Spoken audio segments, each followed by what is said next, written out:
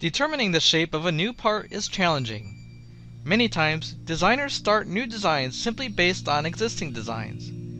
They might take a part and try to remove or add material simply by tweaking the existing features and dimensions.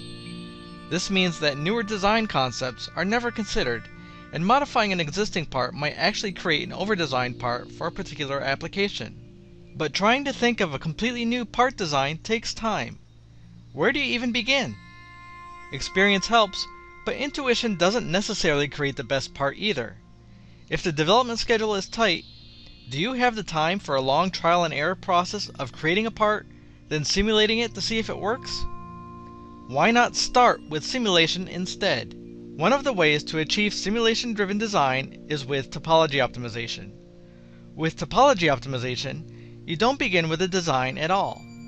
Instead, a designer within NXCAD models the design space, meaning the package space that the design would ultimately live in, and simulates it based on expected loading conditions.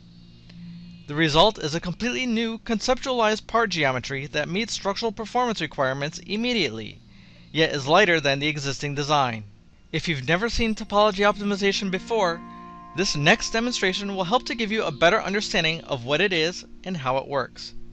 A business jet developer is looking for ways to reduce weight of an aircraft that's currently under development, and they feel that the elevator bell crank could be just one of the components ready for a redesign. The elevator bell crank is a critical mechanical component that connects the actuation from the pilot's joystick directly to the elevators that control pitch, and you can see the original design here. But instead of using a designer's imagination for the redesign, they decide to use topology optimization to suggest a new potential design. To do this, the designer first starts with a model of the design space, meaning the area that the crank could fit within. In this case, the gray area is the design space, and only half of the design space is modeled since it's a symmetric part.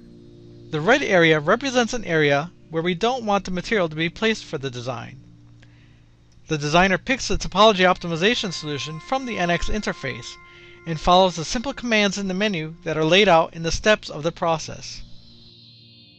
The designer first identifies the design space, symmetry plane, and material for the design space.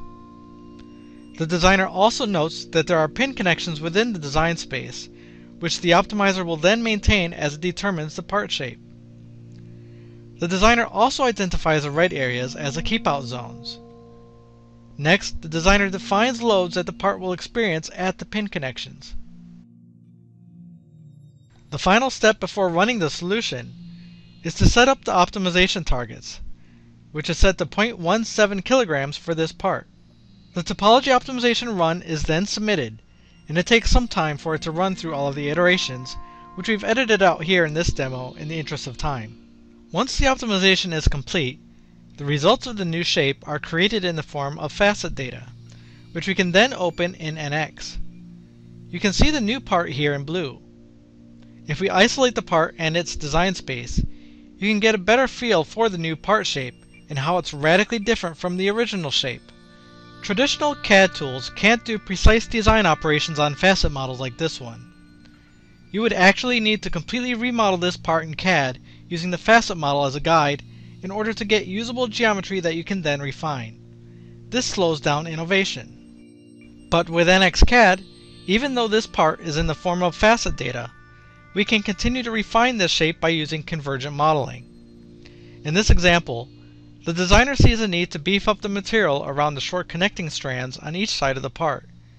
So the designer decides to use the Realize Shape commands within NX to begin working to reshape the geometry here.